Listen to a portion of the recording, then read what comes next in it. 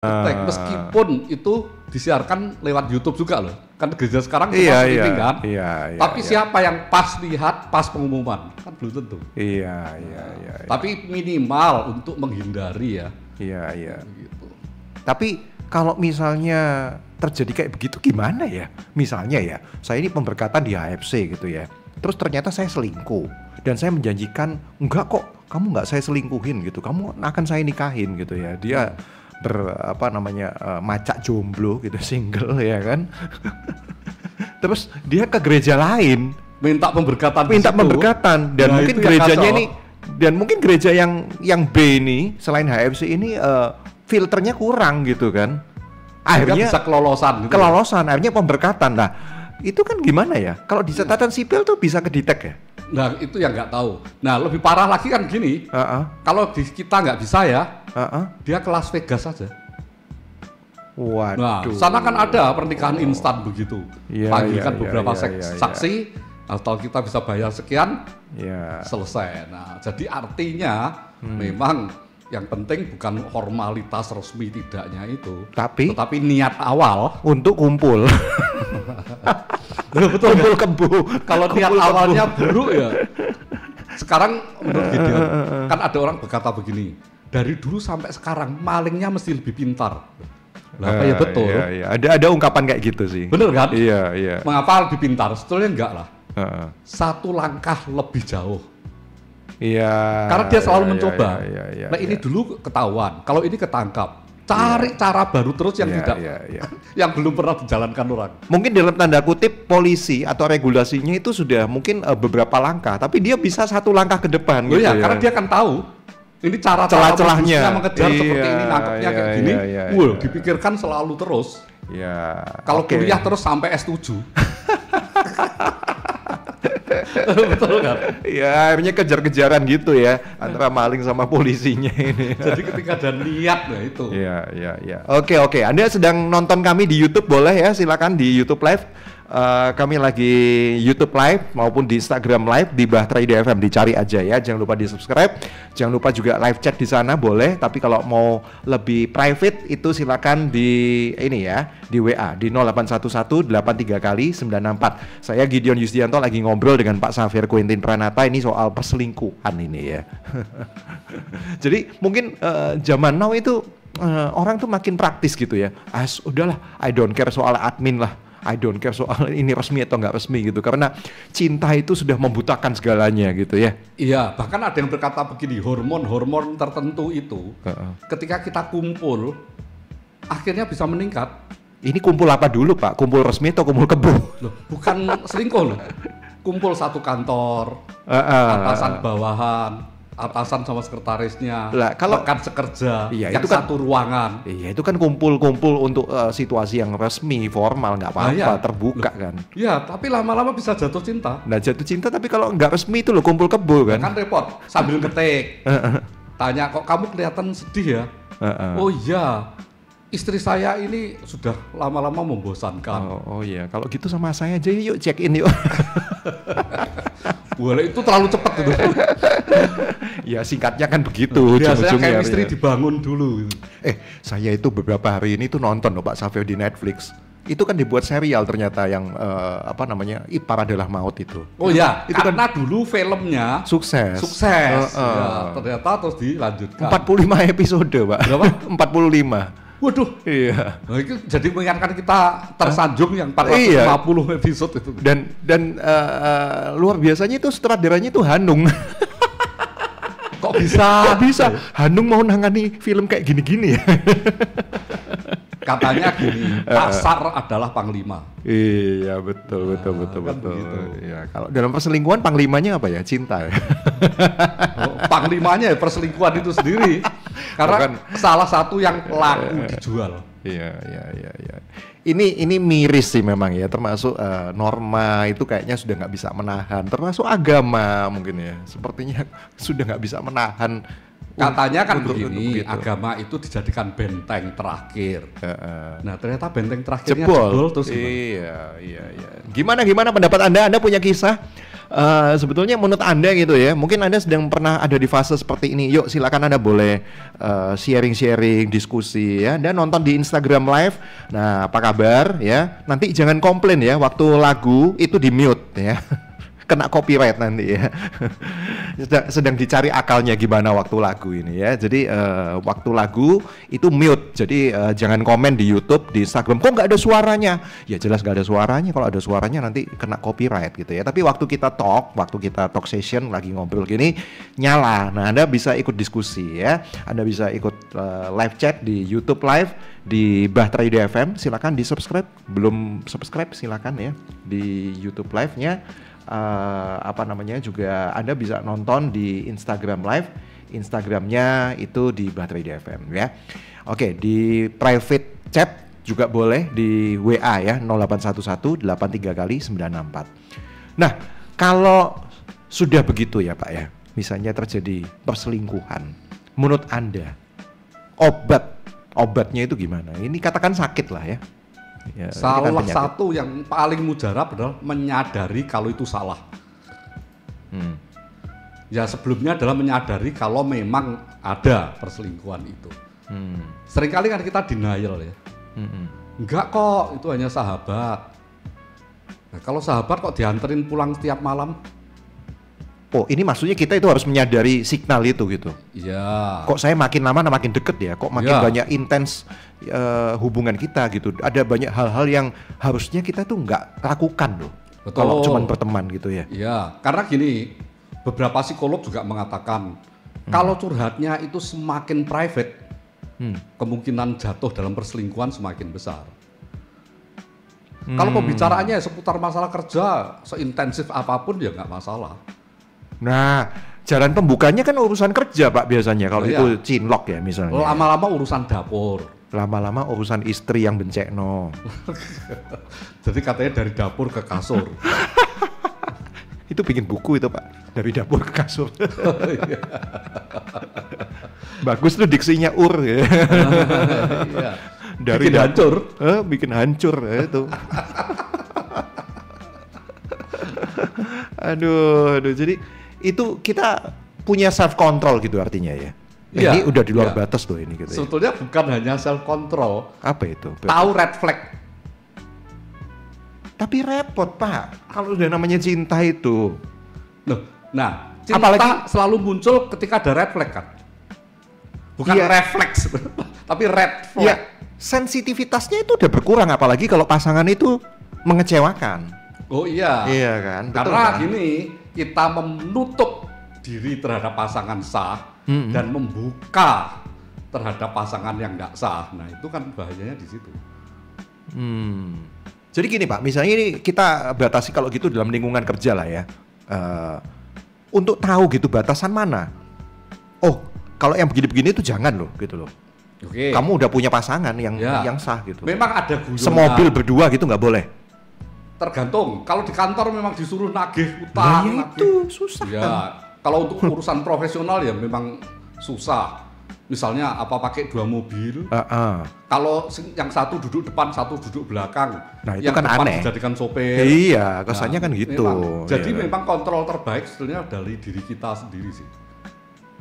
Pasti bisa merasakan gini. Kalau guyonan misalnya ya, saya minggu lalu misalnya nggak ketemu Gideon.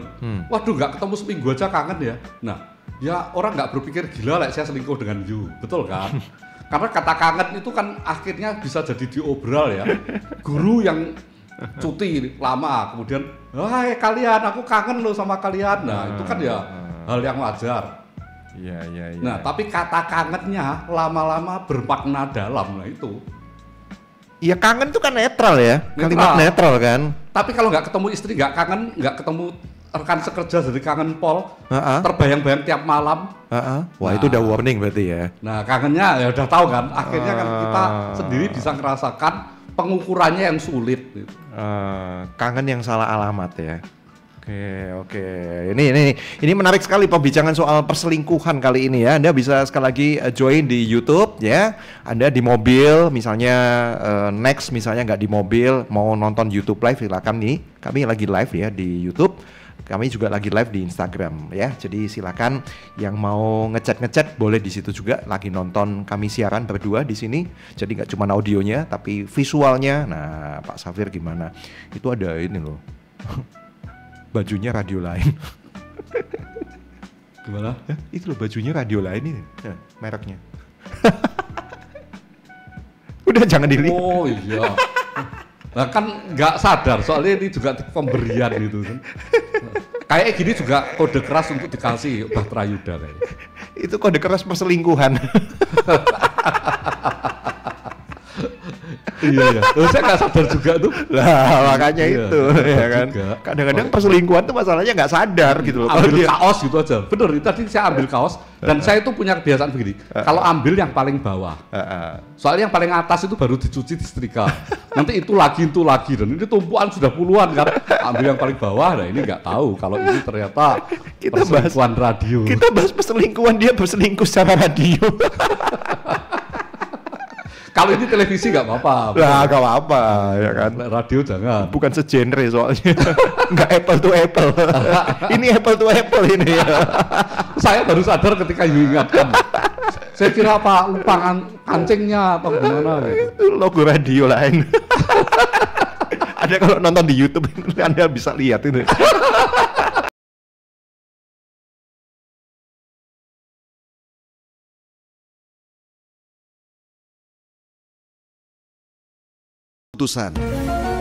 Mari bicara, bincang cinta dan keluarga bersama Pendeta Safir Quintin Pranata, live tiap Kamis jam 12 hingga jam 1 siang di 96,4 Bahtera Yuda FM. Saya Gideon Yustianto masih di sini di acara Mari Bicara, Bincang Cinta dan Keluarga bersama dengan Bapak Pendeta Safir Quintin Pranata, Gembala dari Gereja Happy Family Center yang ada di Ruko Ridge Village, Jalan Maijen Sumono, mengundang Anda untuk hadir dalam ibadah hari Minggunya setiap jam 10 pagi ya. Anda bisa datang ke Ruko Ridge Village di Jalan Maijen Sumono. Kita masih bicara tentang topik perselingkuhan di radio, Anda di mobil, Anda bisa dengar, juga Anda bisa lihat visualnya. Silakan nonton di YouTube live kami di Bahtera Yuda FM ya, atau di Instagram live di Bahtera Yuda FM. Jangan lupa di subscribe, jangan lupa juga di follow. Pak Safir, jadi tadi bagaimana sih mengobati perselingkuhan? Itu tadi kan berarti kan mencegah kalau yang tadi Anda sebutkan itu tadi. Yaitu tahu sensornya, oh ini saya udah kebablas nih gitu. Oh saya ini udah terlalu hangat ini. Oh saya udah terlalu nggak lazim ini sebagai seorang hanya teman kerja misalnya ya kan. Atau ya seperti ini kalau saya berkaca dari kisah Netflix yang lagi tayang sekarang serialnya ya. Kadang-kadang orang rumah terdekat ipar itu ya bahaya gitu kalau iparnya masih single. Ipar adalah maut. Ipar adalah maut ya kan. Ya kasus ini sih iparnya single tapi nggak menutup kemungkinan kan. Kalau iparnya zaman sekarang itu loh apapun ditabrak, sudah punya pasangan nggak mau tahu, yang penting saya sayang, yang penting saya cinta gitu kan. Ditabrak aja udah. Lama-lama ini tambah liar gitu kan ya. Betul, kan yang namanya nafsu ini. Betul. Nah saya tanya tadi itu kan obatnya Pak, seandainya saya ini udah selingkuh gitu ya. Tapi tadi Pak Safir itu mungkin sekaligus mencegah sekaligus obat sih. Maksudnya ya memang itu sudah sampai menurut Anda udah tahap kebablasan gitu kan. Ya, meskipun kadang-kadang orang itu ada berkata begini, selingkuh itu kalau sudah naik ranjang. No. Nah itu. Bahkan tidak naik ranjang pun, itu sudah selingkuh kalau kita jatuh cinta. Kalau Alkitab katakan berzina itu katanya di pikiran itu udah berzina gitu ya. Itu karena apa? Tindakannya kan kalau sudah dipikirkan lama-lama kita lakukan. Iya. Misalnya kita lapar dulu, itu ada di benak kita udah. Yang saya sendiri yang saya alami paling lucu itu adalah gini, kalau kita tidur, mimpi pengen kencing, ternyata bisa ngompol kan? Meskipun di dalam mimpi kita sudah berada di toilet, tapi ternyata di untungnya kasur. saya bisa self control itu. Saya begitu berasa di toilet saya sadar, saya turun, udah ke toilet beneran. Ya saya nggak pernah sampai kayak gitu sih, mimpi kencing terus ngompol gitu. Nah, memang ngompol aja saya nggak pernah kan. Gitu. Tapi itu berarti ya saya jadi ingat juga ya kalau dalam ranah hukum itu sudah ada niat pun itu sudah kejahatan gitu loh. Itu mens rea ya kan? Iya mens rea istilahnya betul, kan gitu. Kan? Betul. Iya. Jadi nggak harus diranjang ya. Enggak. Definisi perselingkuhan itu. Enggak. Ya. Karena apa? Sebetulnya kan kamu nikah itu pertama kali kan menyerahkan hatimu. Oke. Jadi hati, kalau kita sudah jatuh cinta, akhirnya cari kesempatan apapun untuk bisa berdua. Iya. Nah, kalau dari pihak yang diselingkuhi, Pak, misalnya udah tahu nih, pasangan kita ternyata konon katanya wanita itu punya kepekaan, sixth sense. Iya. Laki enggak ya? Bisa jadi punya, tapi ditutupi. Oh, kenapa ditutupi? Biar tidak ketahuan. Ya, kata konon di film Ipar Adalah Maut itu kan wanita itu peka gitu, istri sahnya itu kepeka gitu. Kalau wah ini suamiku selingkuh gitu ya. Nah, reaksinya kan pasti marah, Pak. Oh iya. Iya kan? Iya. Marah gitu loh. Istilahnya didudukkan. Nah, akhirnya ketika pasangan pulang kita dudukkan. Dudukkan itu kan sama dengan dihakimi kan. Lah, kamu selingkuh ya? Diinterogasi. Kamu selingkuh, Pak. Wah, gitu. Nah, ini Pak Safi bisa memberikan tips nggak gitu? Seandainya kita ada di sebagai korban ini, nah, maksudnya. Gini. Dari siapa kita dulu? Diselingkuhi? Dari yang melakukan atau dari pasangan korban? Dari korban. Misalnya saya diselingkuhi nih. Nah, saya mesti what should I do? Loh, berarti bukan dari pasangan korban, dari korban sendiri dong. Hah? Iya dong. Kalau yang diselingkuhi berarti istri sahnya gitu kan? Iya, saya ini sebagai suami yang sah, saya menghadapi kenyataan istri saya selingkuh. Oke. Nah, saya harus mesti seperti apa gitu. Jadi itu korban dari perselingkuhan pasangan. Betul. Nah, perlu klarifikasi. Nah, itu didudukkan berarti kan? Ya, tapi ya kan kalau didudukkan seakan-akan dipaksa dengan cara bagaimana? Ya soalnya kan marah, Pak, pasti emosi. Iya, gitu. tapi ada yang bilang begini, pasanganku nggak bisa digitukan. Kalau digitukan dia seperti ditantang ya pergi betulan. Tapi digali kesadarannya, kemudian juga dipupuk supaya dia akhirnya merasa rasa bersalahnya itu tinggi, akhirnya dengan kesadaran mau mengaku. Karena ada yang begitu. Ini bukan karangan saya sendiri, enggak. Karena dari puluhan tahun konseling itu ada yang bisa begitu.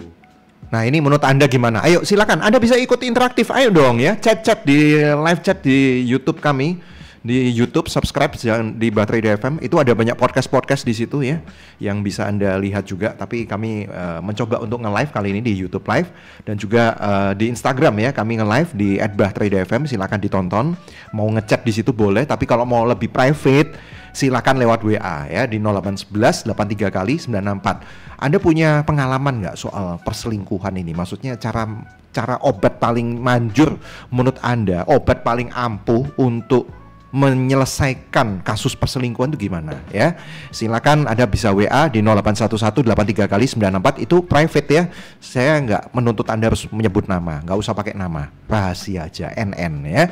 Selamat siang, saya punya kakak kandung cewek. Ini ada yang WA. Saya punya kakak kandung cewek itu melakukan hubungan intim tanpa restu ortu, juga tanpa sepengetahuan gereja. Itu gimana coba hukumnya menurut agama Kristen katanya? Hubungan intim tanpa restu orang tua. Oh, ini berarti bukan selingkuh dong. Ya.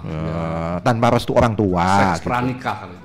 Iya, gitu. Mungkin kayak gitu ya berarti ya ini ya.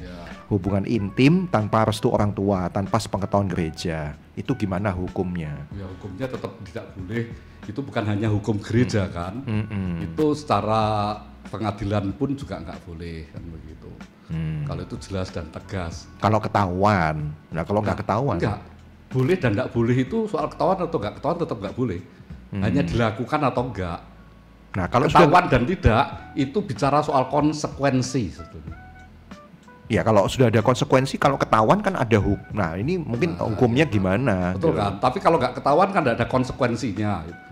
Kecuali konsekuensi dengan dirinya sendiri. Artinya ada guilty feeling. Itu loh sebetulnya konsekuensinya itu. Mungkin saya lebih perjelas lagi. Seandainya gereja tahu gitu, ada hal kayak begini, seks pranikah gitu ya. Apa yang Anda lakukan kalau itu jemaat Anda? Biasanya jarang ketahuan begitu ya. Kecuali ada sinyal-sinyal supaya dipanggil. Dan pemanggilan adalah dengan cara begini. Kalau itu pengurus pasti dipanggil. Tapi kalau jemaat yang umum begitu, apalagi kalau mega church, Wah iya, belum tentu jemaat yang tetap itu ya. Sudah susah untuk manggil. Iya. Tapi seandainya itu jemaat Anda yang Anda kenal, ya tetap ada pemanggilan. Bicara kalau kita punya waktu. Terus ditanya apakah itu betul tidak? Karena kadang-kadang ada orang yang mau menjatuhkan kan. Iya, memfitnah gitu ya. Ya, nggak melakukan tapi difitnah melakukan misalnya ya. Oke, silakan ya. Anda bisa bergabung lewat WA. Mau nanya-nanya ke Pak Safir boleh ya. Kita membahas tentang obat yang ampuh untuk perselingkuhan. Wah, ini tadi poin yang pertama ya, intinya ya sensor ini diaktifkan gitu loh. Kita udah kebablas nih gitu ya. Terus dari pihak kita sebagai korban yang diselingkuhi ya minta konfirmasi gitu ya Pak ya. Itu berarti harus ngumpulin bukti nggak kayak gitu? Nah, nyaman nggak pasangan gitu-gitu? Ngumpulin bukti itu tidak gampang, meskipun sekarang sudah difasilitasi. Kayak apa itu difasilitasi? Detektif swasta. Oh bisa ya, ada ya di sini? Ada sewa. Oh iya? Jadi di Surabaya ada Pak? Ada. Jadi kita malah bilang begini, spy gitu ya? Berupa video atau foto. Iya. Gitu. Kalau hanya berdasarkan cerita, foto, video lebih baik kalau ada rekamannya, suara. Iya. Itu bisa valid. Supaya nggak cuma sekedar tuduhan yang tanpa bukti. Betul. Gitu ya. Kalau di film Ipar Adalah Maut yang saya tonton, itu si istrinya menyelipkan spy cam Pak. Spy cam dalam bentuk ballpoint itu ternyata ada di... Iya betul kan. dijual di marketplace tuh ada spy cam kayak gitu dalam bentuk korek misalnya. Orang tuh nggak nyangka kalau itu kamera gitu loh. Mahal nggak? Hah? Enggak mahal. Itu kan bagus juga untuk kontrol anak-anak kan. Katanya belajar, ternyata main game. Soalnya kalau betul-betul wujud kamera kan pasti langsung manis ya kan, sikapnya kan gitu loh. Nah, ini ya. Makanya saya tuh penasaran nonton film itu kok ada aja gitu loh caranya. Pakai spy cam. Jadi bentuk ballpointnya dijatuhkan di mobil gitu ya kan, sehingga ketahuan gitu dia di mobil sama siapa gitu. Aduh. Ya. Nah, terus itu bulat-bulat ceritanya akhirnya bulat-bulat, ballpointnya ditemuin sama anaknya. Dan anaknya nggak tahu kalau itu. Anaknya nggak tahu gitu spy cam gitu. Iya. Dan akhirnya yang istrinya yang nyepai itu bingung, ini kemana ballpointnya? Bener-bener kayak tersanjung deh film itu. Nah, itu nanti akan nggak selesai itu. Nggak selesai Pak, 45 episode. Waduh. Ya. Tapi untungnya dirilis tiap hari satu gitu. Kalau istrinya nggak mau nonton begitu. Iya. Sebelum tuntas. Nggak mau ganjel. Padahal ya bagus kan kalau satu-satu. Iya nabung saya nggak mau. Akhirnya kalau semua gitu, saya penasaran sampai melek gitu. Semalaman nggak tidur. Besok nggak siaran. Wah, besok nggak kerja ya. Oke, menurut Anda silakan. Anda punya kasus, Anda punya masalah, Anda punya cerita, Anda punya testimonial gitu ya tentang perselingkuhan. Menurut Anda cara paling ampuh untuk menyudahi perselingkuhan itu apa sih? Mungkin Anda sedang bingung juga. Boleh ditanyakan ke Bapak Pendeta Safir Quentin Pranata ya. Beliau adalah gembala dari gereja High Savings yang ada di Rispelis di Jalan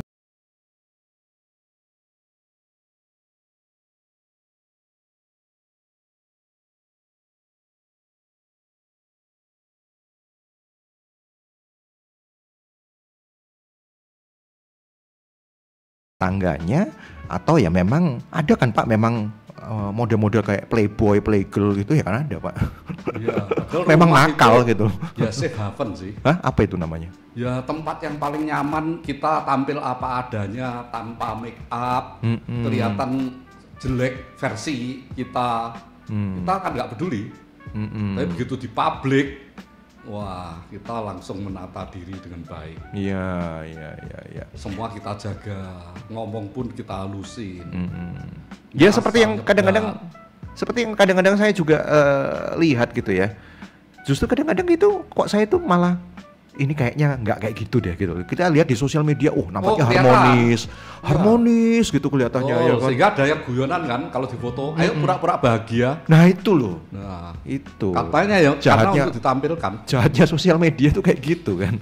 Nggak mencerminkan apa yang menjadi fakta aslinya gitu loh. Sehingga ketika terjadi perceraian kaget. Iya loh kok bisa kayak gitu loh. Kayak harmonis. Nah bukan kayaknya itu diatur kok. Itu aja setelah jebret gitu bisa ngamuk kok. Maksudnya? Setelah kamera bleed nyala itu bisa ngamuk. Sek toh, aku belum best version of me. Kok bisa ya itu ya? Berarti bakat itu acting ya. Seketika itu langsung berubah wajahnya gitu ya. Dari wajah bahagia terus wajah marah gitu. Capek sekalipun loh. Misalnya di jalan-jalan ke Eropa ya, sudah seharian jalan. Kok ada pemandangan yang indah. Foto yang di sini langsung wajahnya senyum merekah. Itu. Meskipun mata lelah. Hati yang lelah sih, Pak. Hati yang lelah. Iya bener kan pendengar ya? Ya diselingkuh itu lelah ya. Ketika hati lelah. Oh, judul yang bagus tuh. 50 episode. Oke, kami lagi live di Instagram, kami lagi live di YouTube ya, di Bahtera FM. Silakan di follow Instagramnya Bahtera FM atau YouTube silakan di subscribe ya di Bahtera FM. Anda boleh live chat di sana, boleh juga nanya-nanya lewat WA ya, boleh sharing. Menurut Anda obat yang paling ampuh dalam mengatasi perselingkuhan itu apa sih? Mungkin itu real ya, terjadi dalam keluarga Anda. Anda boleh gitu saling share. Kalau mau lebih private itu silakan lewat WA ya, lewat WA di 0811 83 kali 964 0811 83 kali 964. Kan nggak ketahuan kalau lewat situ ya kan. Nah, ini yang WA siapa ya kan? Saya tidak menuntut nama ya, nggak usah pakai nama. Oke. Nah, menurut Anda obat yang paling ampuh untuk sebuah perselingkuhan gimana? Terus yang kedua apa Pak? Konseling itu membantu nggak? Sangat. Karena ada beberapa orang yang sudah mulai apatis loh, konseling ngono-ngono ae. Enggak, masalahnya gini loh, konseling itu sebetulnya bisa memetakan permasalahannya. Maksudnya konseling itu ya. Ya, dan juga bisa untuk menggali lebih dalam akarnya lebih dulu.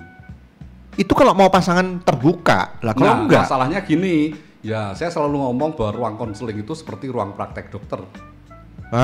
Kalau kita didiagnosa aja nggak mau, terus gimana? Iya. Masa berharap pendetanya dukun gitu bisa tahu? Nah, bisa jadi suatu kali pakai ChatGPT atau AI langsung keluar semua masalahnya. Wah, itu canggih itu Pak. Kayaknya nggak bisa. ChatGPT-nya ngasih resep. Aku coba ya kalau gitu ya. Nanti ada konseling gitu ya. Coba. Nanti keluar. Nanti tak foto wajahnya yang konseling gitu. Terus aku tanya ChatGPT, kamu tahu nggak dua orang ini masalahnya apa? Keluar. Itu kalau ChatGPT tahu itu hebat itu. Keluar karena bukan tahu dalam arti dia kebatinan, tapi berdasarkan ratusan atau ribuan kasus. Iya. Ya pattern wajah. Kerucutkan. Pattern wajah itu kan dia bisa ini ya mendeteksi kan AI. Saya coba gini kagum. Ini belakangan yang jadi heboh kan begini. Si A si B ini layak nggak jadi pahlawan? Nah, saya cek, keluar loh. Keluar datanya ya. Loh, datanya begini. Bagi yang mendukung alasannya ini, bagi yang menentang alasannya ini. Nah, pinter dia. Oh, nggak menyimpulkan. Oh, enggak. Kan tadi tanyanya layak nggak jadi pahlawan. Ya, seharusnya disimpulkan. Tapi dia jawabnya ngeles. Bagi yang layak alasannya ini, bagi yang tidak layak alasannya berarti nggak bisa dong Anda itu konseling ke ChatGPT. Misalnya Anda nanya gitu ChatGPT, menurut kamu suamiku tuh layak nggak aku perjuangkan? Layak nggak dia tuh sebagai pahlawan keluarga? Saya belum coba begini. Karena kan bisa bertanya deeper. Bisa saya tanya loh. Paling kalau sikapmu sendiri layak atau tidak? Nah, itu belum tak coba. Enggak. ChatGPT itu kan kayak mesin yang bisa mengerti perasaan manusia. Dia pasti jawabannya normatif. Aku memahami perasaanmu. Ini dari pengguna ChatGPT yang udah bolak-balik. Kalau saya kejar. Jawabannya pattern kayak gitu. Kalau menurut kamu sendiri boleh atau tidak? Hanya ada 2 pertanyaan itu. Ini kita waras nggak sih ngobrol-ngobrol sama ChatGPT? Kita konteksnya konseling ini Pak, konseling. Jadi Anda sarankan kan konseling itu. Ya, terus jawabnya begini. Kok jadian kamu yang bersih tegang sama saya? Ayo. Dikira kurang cerdas. Bisa cerdas dia. Meskipun saya belum pernah nyoba gitu. Saya nyoba bolak-balik, paling nanti dia juga normatif. Maaf kalau begitu kita sudah. Dia tuh kayak manusia memang udah. ChatGPT. Enggak kembali ke topik, Pak. Berarti misalnya udah terjadi kasus perselingkuhan gitu ya. Konseling itu masih efektif ya menurut Anda? Menurut saya sangat Nah, efektif. harusnya kemana? Ke psikolog atau ke hamba Tuhan atau gimana, Pak? Atau siapa? Ya, kalau idealnya psikolog yang hamba Tuhan kan gitu. Oh. Jadi hamba Tuhan yang mempelajari psikologi. Iya. Atau kalau mau lebih lengkap lagi, iya. Psikolog yang sekaligus psikiater. Oh, holistik. Karena kan dia bisa meresepkan. Iya. Karena ada yang dia nggak bisa tidur, dengan ini kamu bisa tidur. Iya, sampai nggak bisa tidur ya kalau itu kena kan kasus kita kan nggak bisa. Apa didoain aja bisa tidur? Ini saya suka nih kalau ada pendeta ngomong kayak gini. Dia harus real ya. Karena gini, bukan jamu itu untuk 1000 macam penyakit. Itu kan bakul jamu. Betul kan, nggak mungkin. Kita ke apotek aja loh bisa tanya, ini ada nggak obat yang bisa untuk sakit kepala, sakit gigi, sekaligus mata yang buram? Petugas apoteknya akan mesem. Mau apa? Gimana pemirsa yang di YouTube? Boleh dong komen-komen ya. Di Instagram juga kami lagi nge-live ya. Ayo komen-komen, jangan cuma nonton ya. Di komen-komen menurut Anda gimana sih obat yang paling ampuh untuk perselingkuhan itu ya. Jadi memang mungkin lebih bagus kalau holistik gitu pendekatannya, hamba Tuhan. Kalau itu sampai kena mental, sampai ke psikolog, didoain, sampai didoain. Dan gitu kemudian ya kalau dia kebetulan seorang dokter dan psikiater, dia bisa memberi resep. Tapi kalau enggak, sebetulnya juga bisa kok. Rujuk kan. Istilah rujukan itu kan bagi sesama dokter kan justru bagus. Ini bukan bagianku ya, tak rujuk ke you aja lah. Dirujuk gitu ya. Ya, dirujuk. Iya. Nah, Pak Safir, kalau dalam pengalaman Anda, saya nggak ngerti, Anda sudah pasti pernah lah ya mengkonseling orang yang mau cerai gara-gara selingkuh itu. Banyak. Bukan pernah, tapi banyak. Itu gimana? Anda sebagai konselor gitu lebih banyak diam mendengar gitu? Atau? Saya dengar dulu, setelah kira-kira saya sudah mengerti, ya tentu nggak bisa 100% ya. Kan orang berkata begini, konseling itu mencari jalan keluar. Enggak lah. Jalan masuk ya? Jalan masuk ke permasalahan itu, sehingga dari olah batin dia mencari jalan keluarnya sendiri yang sangat realistis dan sangat patronize, customize dia. Karena kan di antara 100 kasus tidak ada satupun yang sama kan? Betul. Itu loh. Karena menghadapi suami yang begini berbeda dengan suami yang begitu. Ada yang suami bisa diajak berpikir dengan kepala dingin, ada yang emosional terus. Nah, semakin emosional diajak duduk bareng kan susah. Apalagi diajak konseling. Iya. Repotnya kalau konseling itu kan harus berdua, Pak, suami istri gitu. Loh, iya. Itu kadang-kadang ada istri yang bilang, suami tuh nggak ngerasa kok dia tuh salah, Pak. Ya apa caranya? Nah, permasalahan Ngajak utama konseling. adalah orang salah yang tidak merasa Nah, salah. itu maksud saya, poin saya di situ. Gimana coba kalau kayak gitu? Ya lebih parah lagi kalau tidak merasa bersalah, nuduh pasangannya yang salah. Oh, Gara-gara kamu aku selingkuh. oh itu gaslighting itu Ya, namanya. coba kamu introspeksi gitu ya. Loh. Ya apa suka? Itu kita cuengkel gitu ya. Nah, terus ya kan, tapi ada bener ya kan? Karena sebab akibat kan. Tapi kalau sebabnya dari kita terus ya kita lelah kan? Ya aku kalau digituin, ya lu juga introspeksi. Iya. Masa gue aja yang introspeksi gitu loh. Betul, harus berdua. Gara-gara berdua kita tidak ketemu titik temu. Ayo datang ke konselor. Nah itu dong. Oh gitu ya. Nanti kalau yang satu pasangannya bilang gini, loh lah itu konselornya temenmu kok. Ya sudah, sekarang cari konselor yang netral. Iya juga sih itu hambatannya kadang-kadang ya. Dari gereja lain yang sama-sama kita nggak kenal. Selesai kan? Wus gitu ya. Loh iya, dan banyak sama-sama yang nggak kenal itu. ya. Iya. Supaya kita bisa netral dan kita tidak ambil. Misalnya kalau suaminya suka gue sama kita, lah kita bilang Iya. Masalah. Tapi misalnya Anda sebagai konselor yang Anda sebagai seorang gembala gitu ya Pak Safir ya. Anda tahu misalnya contohnya itu dari pihak suami yang salah. Padahal Anda akrab sama suami itu. Ada perasaan itu. Ewo pakewo kan untuk negor kayak gitu kan. Gimana? Hah? Enggak ya? Saya tetap tahu. Integritas tetap jalan ya Pak ya? Karena gini, saya bilang gini, ayo jujur, sebetulnya meskipun ada kesalahan, mungkin kamu yang 60%, dia 40%. Iya juga sih. Nah akhirnya sadar seperti itu. Gitu ya. Iya. Karena cowok kan main logikanya kuat. Iya. Nah ini ya, Silakan yang sekali lagi masih mau sharing-sharing boleh di 0811 83 kali 964 lewat WA. Kalau mau live chat boleh. Ayo sumbang saran atau mau cerita, sharing-sharing tentang perselingkuhan. Menurut Anda, coba dijawab gitu ya. Menurut Anda obat yang paling ampuh untuk sebuah perceraian itu apa ya? Kalau Anda nonton di YouTube Live di Bahtera Idea FM atau di Instagram Live Bahtera Idea FM, jangan kaget kalau lu kok gak ada suaranya. Ya, itu berarti pas lagu ya. Namanya radio itu kan adalah pas lagu. Lagu itu nggak bisa ditayangkan karena nanti copyright ya. Jadi kami terpaksa bisukan, di mute. Katanya sudah lumayan lunak, sekarang boleh lagi. Apa itu? Silakan nyanyi itu. Siapa kemarin baca di koran gitu. Silakan nyanyi. Silakan nyanyi, silakan diputar lagi. Oh iya ta. Iya. Saya habis kena ban suspend. Gara-gara masukin lagu. Ya, silakan nanti kita akan kembali pembincangan kita di Mari Bicara. Jangan kemana-mana. Nanti kita sampai pada tahap kesimpulan.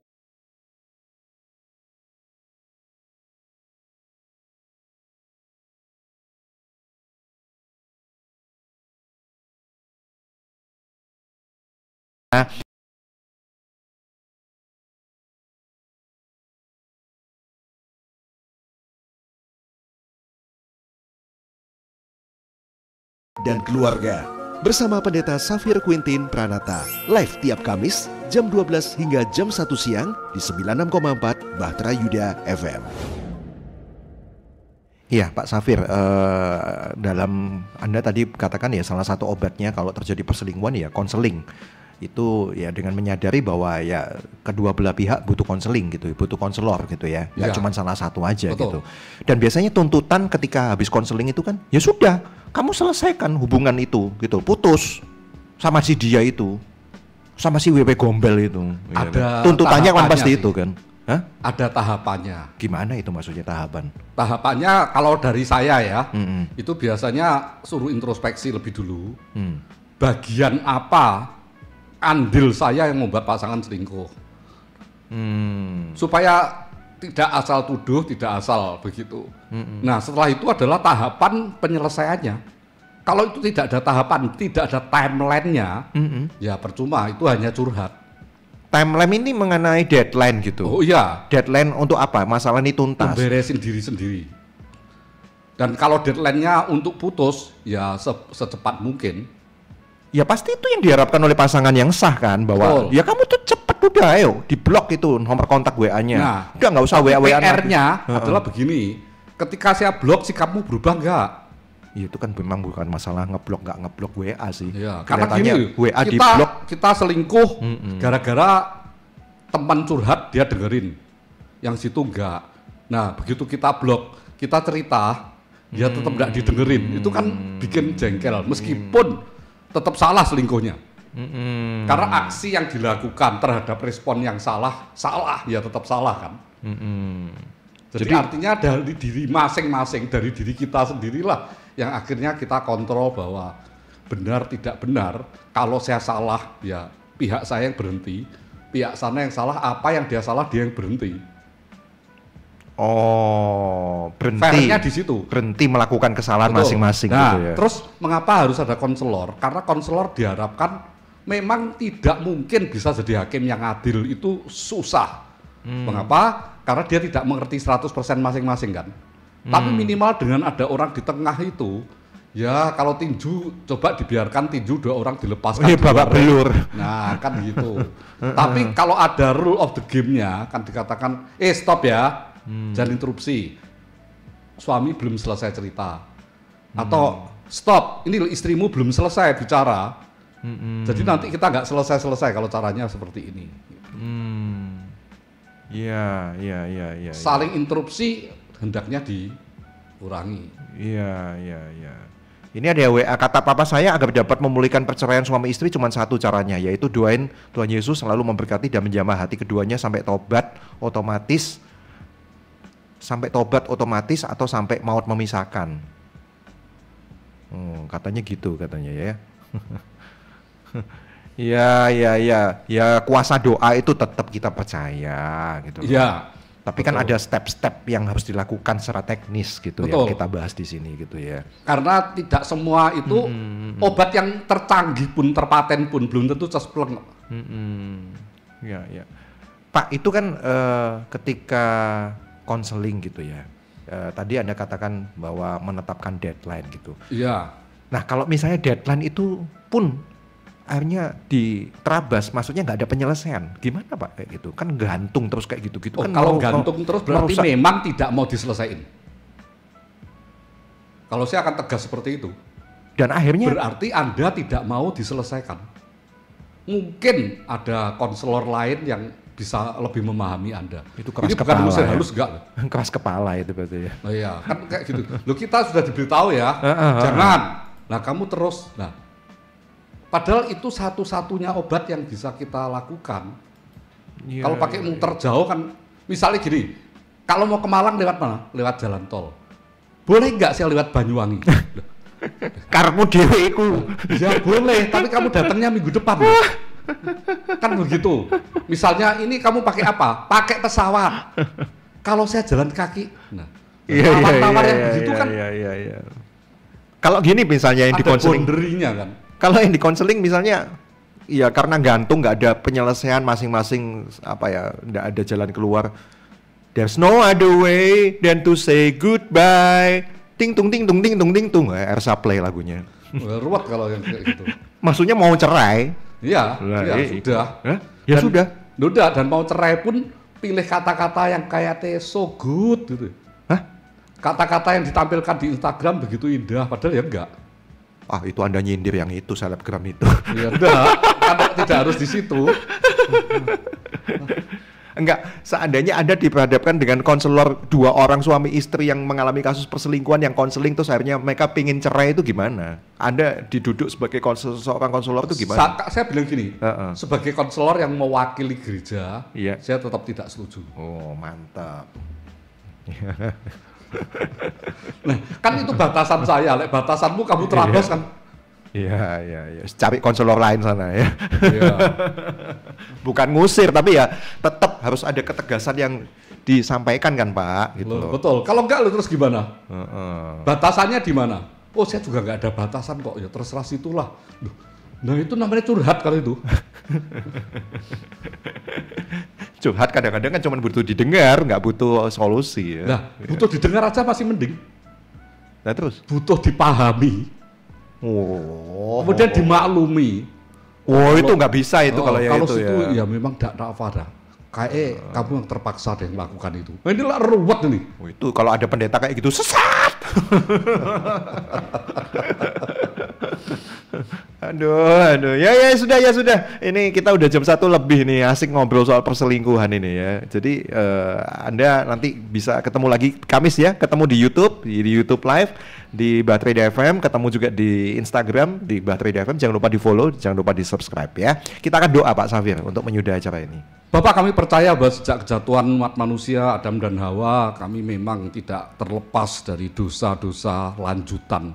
Tetapi kami percaya satu hal, bahwa ketika dosa asal kami sudah diselesaikan di atas kayu salib, Roh Kudus tetap mengingatkan kami ketika kami mulai melenceng ke kiri dan ke kanan, dan berusaha mengembalikan kami ke jalan yang benar. Jika pendengaran kami cukup peka dan penglihatan kami cukup tajam, apalagi setiap hari kami diberi contoh-contoh, beri ukuran yang tepat dan ketat dari firman Tuhan, kami mencoba mematuhinya.